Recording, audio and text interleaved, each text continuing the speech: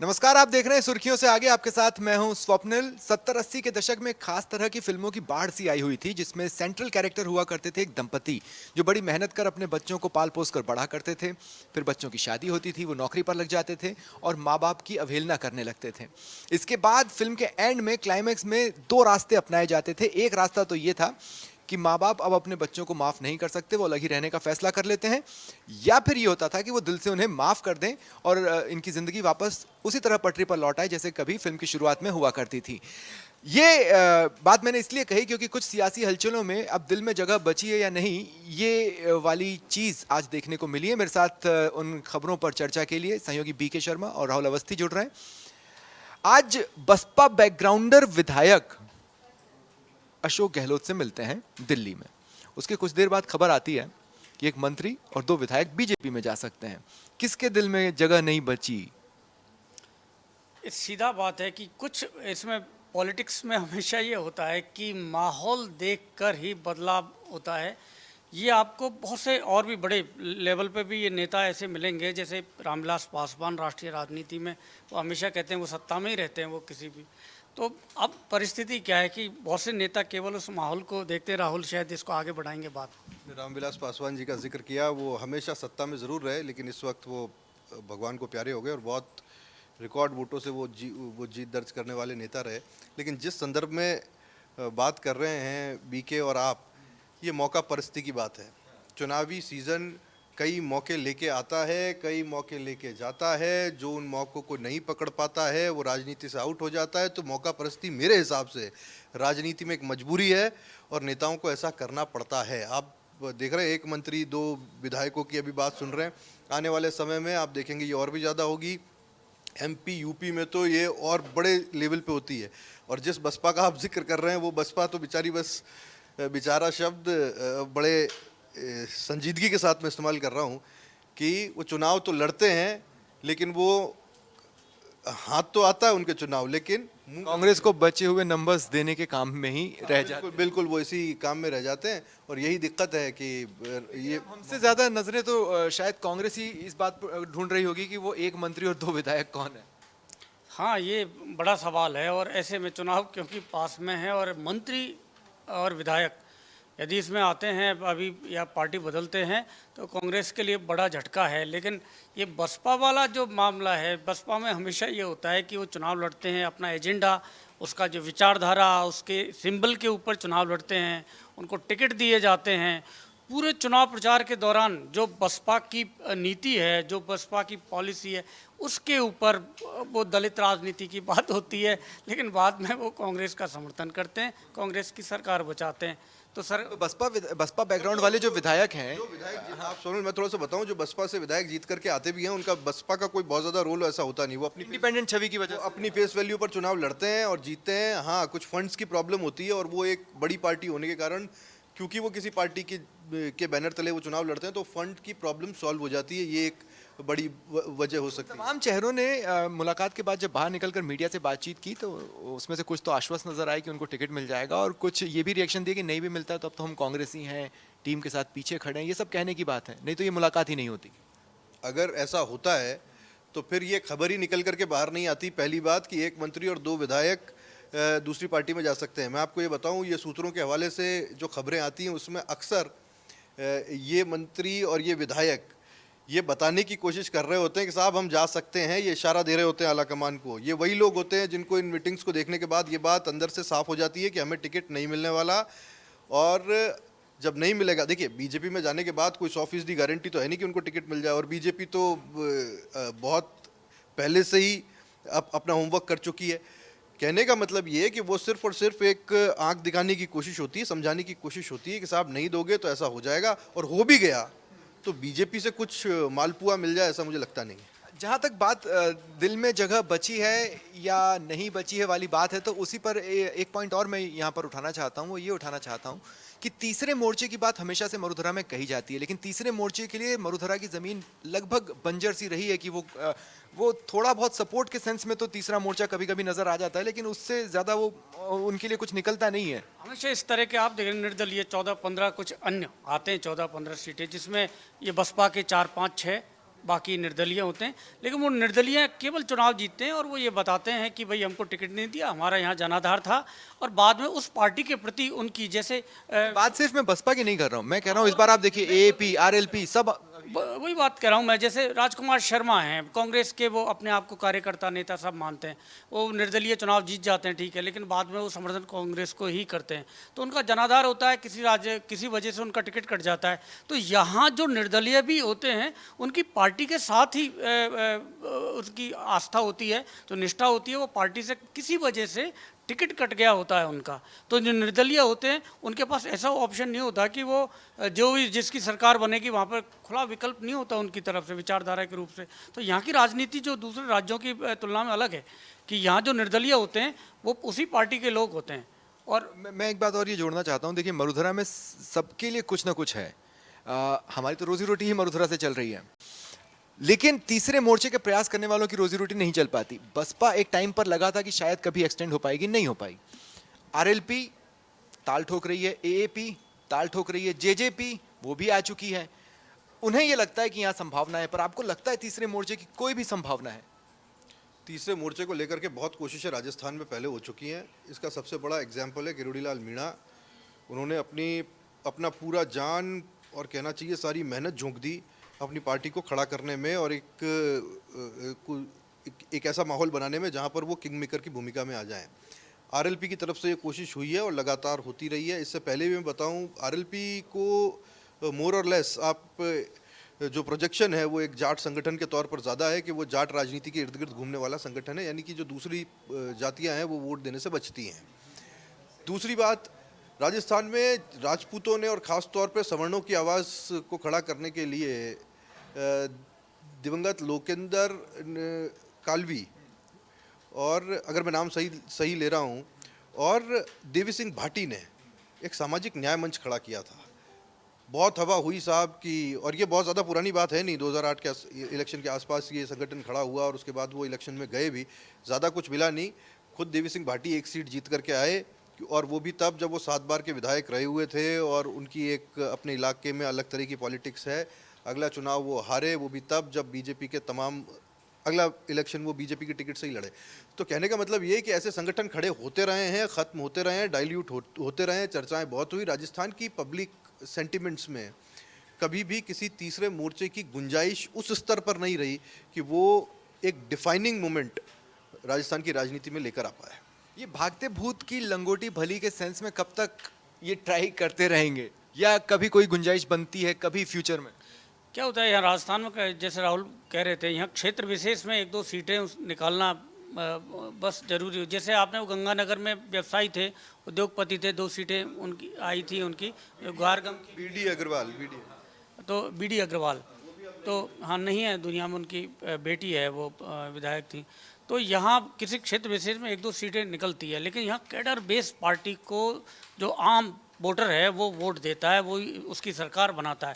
और अच्छी बात है, भैरव सिंह शेखावत जी के टाइम तक थोड़ा सा ये था कि आसपास ही कांटे का मुकाबला होता था और 100, 110, 105, 99, 95 इस तरह की सीटें आती थी जो सरकार बनाती थी। लेकिन अब इसके बाद में ये आया है कि बिल्कुल बहुमत, हालांकि पिछली बार भी कांग्रेस बिल्कुल करीब थी, ये एक लंबे समय बाद भी बसपा की वहाँ भी पड़ी थी। वो बात अलग है कि बसपा वाले ना हाथी पे सवार रहे ना उतने नीले रहे जितने की बसपा है ना। मैं देखिए, जब बात हमने शुरुआत में की थी कि दिल में जगह बची है या नहीं, उसी लिहाज से मैं करना चाहता हूँ। वसुंधरा राजे को लेकर कांग्रेस बहुत ज़बरदस्त रिएक्शंस देती है और हर किसी का ये कहना है कि बीजेपी को उनकी पीड़ा नहीं दिख रही, बीजेपी को उनकी पीड़ा नहीं दिख रही। या फिर पॉलिटिकली ये भी कहा जाता है कि जिस तरह से उन्हें अलग थलग कर दिया गया, बीजेपी का चुनाव में कुछ नहीं हो पाएगा, अपनी सबसे बड़ी नेता को साइडलाइन कर दिया। लेकिन इससे इतर एक बयान आया, वो आया मानवेंद्र सिंह जसोल का। उन्होंने 2 टूक कह दिया, जैसी करनी वैसी भरनी। मानवेंद्र सिंह जसोल वसुंधरा राजे से ऐसा लगता है कि कोई व्यक्तिगत राइवलरी रखते हैं। उनकी जो प्रॉब्लम है वो सारी की सारी व्यक्तिगत है, उसका कोई कहना चाहिए कोई राजनीतिक उद्देश्य नहीं है। अपने क्षेत्र को छोड़कर वो चुनाव लड़ने के लिए झालरापाटन भी गए, वहाँ से भी उन्होंने चुनाव लड़ा। इस बार चर्चा हो रही है कि मानवेंद्र सिंह हो सकता है कि जैसलमेर से चुनाव लड़ें, विधायकी का चुनाव लड़ें। उस विधानसभा का चुनाव लड़े जिसके लिए वो कहते थे कि I am not good for Vidhan Sabha, मुझे मुझे लोकसभा में जाने की इच्छा है, मैं चाहता हूँ मैं केंद्र की राजनीति करूँ और दिल्ली में रहूँ। ये उनके खुद के कमेंट्स थे। अब वो लड़ते हैं नहीं लड़ते हैं विधानसभा का चुनाव, ये बात अलग है। लेकिन मानवेंद्र सिंह के ताल्लुक में मैं इस बात को ज़रूर जोर देकर के कह सकता हूँ कि मानवेंद्र सिंह की एक व्यक्तिगत राइवलरी है, एक व्यक्तिगत प्रॉब्लम है। और जो लोग ये बोलते हैं कांग्रेस के कि वसुंधरा राजे को अलग थलग कर दिया गया है, तो उनके मन में भी वसुंधरा राजे के प्रति कांग्रेसियों में कोई बहुत ज़्यादा प्यार हो, ऐसी बात नहीं है। आप जान लीजिए, जिस दिन अगर वसुंधरा राजे को मुख्यमंत्री प्रोजेक्ट कर दिया गया या वो मुख्यमंत्री बन गई, तब आप देखिएगा वही कांग्रेसी किस लैंग्वेज में, किस भाषा में वसुंधरा राजे के लिए बात करते हैं। लेकिन वो कोई सिंपथी ही ना होना। पर राहुल, मैं इसको व्यक्तिगत नहीं मानता है, तो ये राजनीतिक, क्योंकि जसवंत सिंह इतने बड़े नेता थे, लेकिन उनको राजस्थान की जो बीजेपी की राजनीति में जो मुख्य वो पटल पर थे, और उनको बाहर करने में, और उसकी ना वो तलखी वहाँ से हैं, वहाँ से ये तलखी, ये आर्गुमेंट है मेरा मेरा इस पे आर्गुमेंट है। जसवंत सिंह जसोल ने राजस्थान की राजनीति में कभी सक्रिय भूमिका नहीं निभाई। जसवंत सिंह जसोल राजस्थान से आते थे, खालिस राजस्थानी थे, राजस्थान की मिट्टी के नेता थे, और हर राजस्थानी को उनके होने पर प्राउड है। और पर उन्होंने राजस्थान की राजनीति में कहीं कोई सक्रिय भूमिका निभाई हो, ऐसी बात नहीं है। वो केंद्रीय बाड़मेर जरूर आए, वो भारतीय राजनीति में, केंद्रीय राजनीति में भाजपा में काम करते थे, लेकिन उनको टिकट कटना और तब से लेके कि उसमें भूमिका थी वसुंधरा की, तब से ये सारी तलखी है, और ये है राजनीति, ये व्यक्तिगत तो इसको कह नहीं सकते। मैंने जिन फिल्मों की बात भी की थी उसमें यही कहा था कि उसमें एक ऐसा नायक बच्चा या पोता होता है जिसको ये बड़ा बुरा लगता है कि बाकी लोगों ने मेरे पापा के साथ क्या किया, और फिर फिल्म इसी कहानी पर आगे बढ़ती है। हाथ पे टैटू बन जाते हैं, आप उसका जिक्र कर रहे हैं, और फिर वो बदला लेने के लिए आगे तक ऐसा अच्छा बच्चा गोविंदा बनता था। और खैर बहरहाल एक और खबर जिस पर बातचीत करना ज़रूरी है, एकाएक अलग अलग समाजों की ओर से, और ऐसा नहीं है कि इसी चुनाव में, हर चुनाव में आता है कि भाई हमें रिप्रेजेंटेशन चाहिए, संख्या के लिहाज से रिप्रेजेंटेशन चाहिए। ये खबरों तक तो बड़ा मुद्दा रहता है, लेकिन उसके बाद नहीं रहता। खबरों तक ही है, मैंने कवर किया है इसको, और मैं कई लोगों से वो प्रेस कॉन्फ्रेंस करते हैं, बड़े यहाँ पर सामाजिक और बड़े रैली होती है उनकी, और फुल पेज ऐड भी होते हैं, सारा सब कुछ होता है। लेकिन ये सच्चाई है यहाँ पर कि वही लोग, मैं उनसे पूछता हूँ वहाँ पर इस बार भी कि एक बात बताइए कि आप उस पार्टी के वहाँ जाते हैं मंच पर, ठीक है ना, और पार्टी इनको टिकट नहीं देगी तो क्या आप प्रचार नहीं करेंगे या उनके साथ आप नहीं रहेंगे? ये अलग चीज़ है। वो राजनीतिक बस वो वहीं उस मंच पर फोटो खिंचाना, बड़े भाषण देना वहाँ सीमित हो जाता है। राजनीतिक दलों की पकड़ इतनी ज़्यादा मजबूत है कि वो वहाँ पर उसका बहुत ज़्यादा इम्पैक्ट रहता नहीं। कई बार संगठन में पद दिलाने में, जैसे ब्राह्मणों की यहाँ एक बड़ी रैली हुई, उसके बाद में सीपी जोशी की नियुक्ति हुई, तो उसको माना गया कि उसको क्रेडिट लिया गया कि ब्राह्मण समाज की बड़ी रैली हुई, उसकी वजह से सीपी जोशी को यहाँ बीजेपी का प्रदेश अध्यक्ष बना दिया। तो ये इत्तेफाक भी हो सकता है, इस तरह का कोई हो जाए। मेरे दर्द से दिल आबाद रहा, कुछ भूल गए कुछ याद रहा, और इसी गाने के साथ सब चिपके रहते हैं, जहाँ जहाँ चिपके रहना है। हाँ, आप कह सकते हैं कुछ भूल गए कुछ याद रहा। नहीं, देखिए, याद रहे ना रहे, एक चीज़ ज़रूर याद रहती है, वो है मुनाफा, वो है फ़ायदा। राजस्थान की राजनीति में चूंकि तीसरे मोर्चे से उतना फ़ायदा, नफ़ा या उस चीज़ को याद रखने में नफ़ा नहीं है, इसीलिए तमाम व्यक्ति जो भी किसी राजनीतिक विचारधारा से जुड़े हुए हैं, वो हमेशा एक साइड को चूज़ करना बेहतर समझते हैं, जब तक कि कोई ऐसी स्थिति नहीं आ जाए जहां तीसरे मोर्चे की गुंजाइश हो। कई लोगों ने तीसरे मोर्चे की गुंजाइश को लेकर अपना करियर दांव पर लगाया और उसके बाद में वो नेपथ्य में चले गए। ये सबसे बड़ी सच्चाई राजस्थान की राजनीति की रही है। तो एक तरीके से राजस्थान का जो मतदाता है वो दो में से एक चूज़ करने में यकीन रखता है कि दो में से एक को चूज़ करना है, और हर 5 साल बाद में वो जो गिनती है एक को चूज़ करने के वाले की, वो तराजू के पलड़ों की तरह कभी इधर कभी उधर डोलती रहती है। कुछ नया हो जाए इस बार के चुनाव में, ये मुझे लगता नहीं, और क्योंकि मुझे नहीं लगता तो मेरी तरह सोचने वाले औरों को नहीं लगता होगा, इसलिए तीसरे मोर्चे में कोई अपना इन्वेस्टमेंट इतना ज़्यादा। सिटिंग एमएलएस के हारने का सिलसिला भी बहुत से लोगों ने देखा है। कुछ ही ऐसे चेहरे हैं जो बार बार अपने आप को रिपीट करने में सक्षम रहे हैं राजस्थान की राजनीति में। बहुत विस्तृत रिपोर्ट है, उस पर फिर कभी बात की जा सकती है। लेकिन इस बीच जब पर्सनल राइवलरी की बात हुई, इस राइवलरी के बीच में राज्यपाल गुलाबचंद कटारिया से वसुंधरा राजे की मुलाकात होना और उस मुलाकात का 45 मिनट तक चलना किस तरह की चर्चाओं को हवा दे सकता है? आप याद कीजिए स्वप्निल की ये एक जब वसुंधरा यहाँ पर आई थी दिल्ली से, तो गुलाबचंद कटारिया, घनश्याम तिवाड़ी, अरुण चतुर्वेदी, ये ऐसे लोग थे जिन्होंने सबसे पहले इसका विरोध किया था। घनश्याम तिवाड़ी भी उसमें 3 लोगों में ये आगे थे, और इसके साथ गुलाबचंद कटारिया। लेकिन बाद में जब चुनाव हुए, सत्ता में उन्होंने उनको गृह मंत्री बना दिया, उनको आगे रखा, साथ में भाई साहब पहले नेता प्रतिपक्ष भी बने, उससे पहले नेता प्रतिपक्ष। और उनको फिर भाई साहब के साथ अब पास की सीट पे बिठाया, तो वो उससे अलग हो गए। उसके घनश्याम तिवाड़ी उसी पार्टी में रहते हुए भी पूरे 5 साल उन्होंने उनके साथ में वो झंडा उठाए रखे विरोध का। तो लेकिन क्या है कि अब वो जो उनकी लास्ट टाइम में पिछले कार्यकाल में जब ये गृह मंत्री रहे, तब की वो दोस्ती है और उसको वो कायम करना। लेकिन अब इस समय लेकिन अगर लेकिन पार्टी मैन गलत करने के साथ में बैठ के आओ बैठे और गम गलत करें। 45 मिनट तक बहुत गम है भाई। 45 मिनट तक मतलब फिर तो बहुत गम है, बहुत ज्यादा कुछ साझा करना था। लेकिन गुलाबचंद कटारिया अभी राज्यपाल हैं। इससे पहले आपको भी याद होगा एक यात्रा निकालना चाहते थे, मतलब उन जैसा पार्टी मैन आप नहीं देखेंगे। पार्टी के लिए निष्ठा और पूरे दमखम से जुट जाना, उसके वो बड़े एग्जाम्पल हैं। आला कमान से किसी ने बुलवाया कि नहीं वो यात्रा नहीं निकालेंगे, हम निकालेंगे, और उन्होंने मान लिया, स्वीकार कर लिया। देखिए, गुलाबचंद कटारिया की छवि संगठन में एक बहुत बेहतरीन नंबर 2 की रही है ना। इसको कोई दूसरे अर्थ में न ले, नंबर 2 को लेकर के कई बार, यानी कि एक अच्छे सेनापति की रही जो किसी के मातहत काम कर रहा हो। इस प्रदेश में ऐसे अनेकों वाक़ये हैं, कई एनकाउंटर्स के वाक़ये हैं जब गृहमंत्री के तौर पर उनकी भूमिका ऐसी रही जिन्होंने सरकार को बचाने की पूरी कोशिश की, डिफेंड करने की, बचाने की इन द सेंस डिफेंड करने की पूरी कोशिश की, और वो डिगे नहीं। गुलाबचंद कटारिया मेवाड़ से आते हैं और उनकी एक राजनीतिक इच्छा हमेशा से रही, या उनके चाहने वालों की रही, कि वो मुख्यमंत्री बने, क्योंकि this was the right time. जब कोई नेता साइडलाइन हो रहा हो और उसके बाद में उनको मौका मिल रहा हो, तो वो सबसे पहले वो मौका गुलाबचंद कटारिया को दिया जाना था।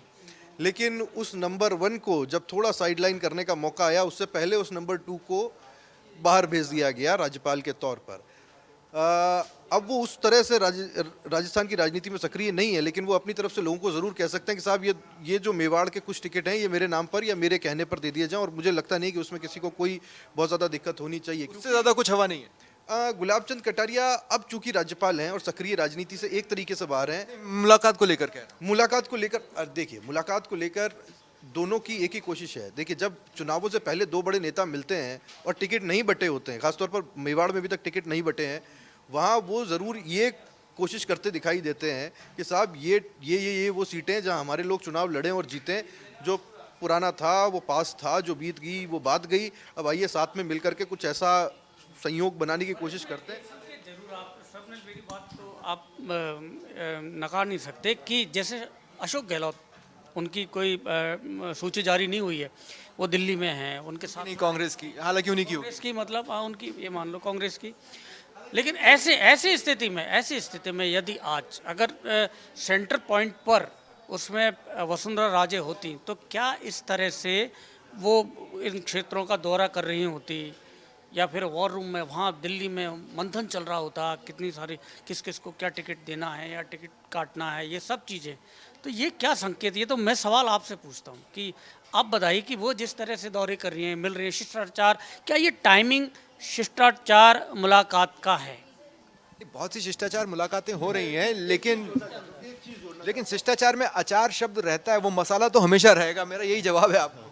देखिए, एक चीज़ है, जो वसुंधरा राजे को जानते हैं, और मैं वसुंधरा राजे को और उनकी पॉलिटिक्स को 2003 से बहुत ध्यान से देख रहा हूँ, क्योंकि ये वो दौर था जब हम लोग राजनीति को पढ़ रहे थे। वसुंधरा राजे खास तौर पे शक्ति के प्रति डिवोटेड हैं, उनको जाना था। उनका प्रवास रहता है जब नवदुर्गा का समय होता है, नवरात्रि का वक्त होता है, वो त्रिपुर सुंदरी ज़रूर जाती हैं और वहाँ जाकर के वो पूजा अर्चना करती हैं। क्योंकि वो त्रिपुर सुंदरी जा रही थी, वो बांसवाड़ा उनको जाना था, उदयपुर बीच में एक पड़ाव के रूप में था। उनको ये पता चला कि गुलाब जी उनके भाई साहब वो उदयपुर में मौजूद हैं। जैसा कि बीके ने कहा, मैं उसी बात को आगे बढ़ा रहा हूँ, इसको कोई उस तरह से ना ले। तो वहाँ वो मिलने के लिए पहुँची, और मॉल पहुँचने के बाद जो बातें हुई होंगी, अब वो सिर्फ कयास ही लगाए जा सकते हैं। बीके का कहना है वो गम बांटा जा रहा था। मेरा कहना ये है कि कुछ ऐसी कोशिश थी कि वो दौर बीत गया, अब आइए मिलकर कुछ प्रयास करते हैं ताकि कुछ अपनी मुट्ठी में रखें। कुछ और चेहरों पर बात करनी है। एक तो ये कि कलाकारों का राजनीति में आना कोई नई बात तो है नहीं, और कलाकार जब अपने साथ राजनीति में आते हैं तो अपने साथ दूसरे राजनीतिक दलों के विभिन्न कमेंट्स भी उन लेकर आते हैं। गोरी नागोरी एक रियलिटी शो के जरिए बहुत सी जगहों पर एक अच्छा खासा नाम बन गई। वो एएपी के लिए क्या प्लेट में लेकर आ रही हैं चुनावों के लिहाज से? देखो, आम आदमी पार्टी को ओवरऑल राजस्थान में देखा जाए तो आम आदमी पार्टी के कुछ कुछ सीटों पर हार जीत में उनका इम्पैक्ट ज़रूर हो सकता है, क्योंकि जिसमें 5,000 वोट या 3,000 वोट या 7,000 वोट यदि उनका कैंडिडेट लेता है तो उसे हार जीत जिसकी हो रही होती है उसके ऊपर इम्पैक्ट ज़रूर डाल सकते हैं। लेकिन अभी कैडर बनाने आपको ये पंजाब की तरह राजस्थान में अभी थोड़ा सा वक्त लगेगा, क्योंकि राजस्थान में जब तक आपका राजस्थान में अभी बिल्कुल ज़मीन नहीं है आम आदमी पार्टी की। कैडर बेस्ड पार्टी ही राजनीति में आगे बढ़ सकती है। उन्होंने अभी कैडर पर काम यहाँ नहीं किया है। केवल जयपुर प्रेस कॉन्फ्रेंस करना कुछ लोगों को दिख भी रही है ना कि हाउ सीरियस यू आर, आप कितने गंभीर हैं राजस्थान की राजनीति करने को लेकर। मैं इस बात को इस तरीके से देखता हूं कि एक प्रोफेशनल राजनीतिज्ञ या फिर समाज सेवी के रूप में गौरी नागौरी नहीं देखी गई हैं या नहीं हैं। हो सकता है आने वाले समय में हो। मैं गौरी नागौरी को बहुत ज़्यादा नहीं जानता हूँ। मैं पहली मर्तबा है जब मैंने नाम सुना और उसके बाद में मैंने किसी से पूछा। ये मेरी कमज़ोरी है, मैं ज़्यादा एंटरटेनमेंट को फॉलो नहीं करता हूँ। एक राजनीतिज्ञ के तौर पर मैं उनको बहुत ज़्यादा नहीं जानता हूँ, और शायद वो राजनीतिज्ञ आज से पहले थी भी नहीं। आज वो तो एक नाम बताता हूँ जिनको आप थोड़ा सा राजनीतिज्ञ के तौर पे तो जरूर जानते होंगे, बीना काक एक बार फिर एक्टिव हो सकती है। हाँ, सुमेरपुर की सीट, बीना काक, पर्यटन मंत्री के रूप में उनका कार्यकाल। एक ऐसी मंत्री जिनको सच्ची कहूँ मैं सबसे ज़्यादा 2008 का वो कार्यकाल गहलोत सरकार का, जिस मंत्री को मैं बहुत ज़्यादा पसंद करता था व्यक्तिगत तौर पर, वो बीना काक थी। कारण ये था कि एक तो वो एक्टिव बहुत थी, एक उनका बात करने का, मेरे व्यक्तिगत विचार थे, उनका बात करने का तरीका मुझे सोफिस्टिकेटेड जो उनका बिहेवियर है वो बहुत ज़्यादा पसंद था। एक वो नेचर ऐसा नहीं, वो सलमान खान से मिलवाएं ना मिलवाएं, लेकिन वो बाघ से मिलवा सकती थी। एक बार मुझे याद है जब मैं फ़ोन पे उनसे बात कर रहा था किसी खबर को लेकर, वो सवाई माधोपुर गई थी और उन्होंने एक फोटोग्राफ क्लिक की और वो हमारे पास आई और उसको हमने दिखाया और उसके बाद में उनसे फ़ोन पे बात की और तब पता चला कि ये जो फोटोग्राफ्स हैं ये उन्होंने खुद ने क्लिक की। वो एक बेहतरीन फोटोग्राफर भी हैं। तो वो आ सकती हैं। देखिए, सुमेरपुर की सीट का गणित बड़ा विचित्र है। कांग्रेस इस सीट को हारती रही है। बीना काक उस सीट से प्रबल संभावनाएं रखती हैं और बड़ी मजबूत दावेदार हो सकती हैं, और अगर वो जीत करके आती हैं तो फिर वो गहलोत की काफ़ी करीबी भी रही हैं। पिछली बार वो चुनाव नहीं लड़ी किन्हीं कारणों से। अगर वो वापस से आती हैं तो ज़रूर कुछ ना कुछ उस सीट पर बड़ा कर। आपका कोई एक्सपर्ट कमेंट? मुझे लगता है कि यदि बीना काक, क्योंकि 5 साल वो, मुझे एक बार लगा कि जिस तरह वो बुक्स लिख रही थी और इसके ऊपर उन्होंने बाघों के बचाने में और रणथंभौर, खासतौर से उनका सबसे ज़्यादा जो फोकस था वो रणथंभौर जो अभयारण्य, क्योंकि मैं भी वहीं का रहने वाला हूँ, मुझे पता है। तो मुझे लगा कि अब ये राजनीति से उनका थोड़ा मोह भंग हुआ है और लिखने पढ़ने और वन्य जीव और इस तरह पर्यावरण की तरफ उनका रुख बदल गया। लेकिन राजनीति की नीति का जो चस्का है ना, वो जो शहद जब चुनाव आता है तो कहीं ना कहीं से लगाए ना लगे और छूटे ना छूटे, लगाए ना लगे। ये खबर किसी के पास नहीं थी। सबसे पहले समाचार प्लस पर मेरे सहयोगी स्वप्निल के हमारे पुराने सहयोगी शरद टाक ने ये जानकारी, ये स्कूप लेकर के आए कि बीना काक चुनाव लड़ सकती हैं और इसकी प्रबल संभावनाएं हैं, और अगर वो लड़ती हैं तो फिर उस क्षेत्र विशेष की पॉलिटिक्स पर इसका बहुत भारी असर पड़ने वाला है। अब क्लोजिंग 1-2 मिनट मेरे पास बाकी है, उसमें मैं जल्दी से बात कर लेना चाहता हूं कि चुनाव प्रसारण के लिए राजनीतिक दल जो चुनाव प्रसारण करेंगे उसके लिए भारत निर्वाचन आयोग द्वारा समय दे दिया गया है ऑल इंडिया रेडियो के लिए, और उसमें महज 2 मिनट का अंतर है बीजेपी और कांग्रेस के टाइम में। बाकी लोगों को भी दिया गया है लेकिन महज 2 मिनट का अंतर है। क्या इस पर किसी तरह का कोई बयान या कोई कमेंट आने वाले समय में आप देखते हो आएगा? इसमें दूरदर्शन का भी टाइम, आकाशवाणी और दूरदर्शन दोनों का ही टाइम, शायद मुझे लगता है इसमें शायद सीटों का या पहले जो चुनाव परिणाम है उसका कोई कैलकुलेशन होता होगा। मेरे ख्याल से इसमें अगर कितने परसेंट वोट शेयर है और उस हिसाब से तय किया गया है तब तो फिर वो 2 मिनट जस्टिफाई हो सकते हैं, लेकिन अगर ये सीटों के लिहाज से तो फिर वो 2 मिनट पे बहस हो सकती है। हालांकि मैं इस बात को जोर दे करके कहूँगा कि उन 2 मिनटों से चुनाव के प्रचार पर रत्ती भर फर्क नहीं पड़ने वाला। वो जिस तरह से होते हैं उस तरह से होंगे, और ये मुद्दा ज़रूर बना ले कोई, लेकिन इसका कोई बहुत बड़ा इम्पैक्ट राजनीति पर पड़े, ये मुझे लगता नहीं। कांग्रेस इसे मुद्दा हो सकता है बना ले, क्योंकि सेंटर के कुछ चेहरों पर तो वो कहती रही है कि भाई इन्हीं की चलती है। लेकिन भाई सेंटर, ये तो सेंटर के दूरदर्शन और आकाशवाणी दोनों केंद्र सरकार के अधीन है, उसमें समय तो उसको ज़्यादा मिल रहा है, तो उसको तो इसका शुक्रिया अदा कर 2 मिनट का 2 मिनट का, ठीक है, उनको ज़्यादा मिल रहा है। कई बार मैं कहता हूँ ना, आपसे 2 मिनट में आता हूँ, कितनी बड़ी चीज़ होती है 2 मिनट का वक्त दे देना और 2 मिनट का वक्त मिल जाना। आजकल मिलता है क्या चुनाव में बीके जी आपको 2 मिनट 2 मिनट का वक्त आपके हाँ बिल्कुल। जी चलिए, तो दिन भर की ये वो हलचलें थी जिनके पीछे भी जाना जरूरी था और आगे भी झांकना जरूरी था, जिसकी कोशिश हमने इस आधे घंटे में की है। फिलहाल इतना ही, नमस्कार।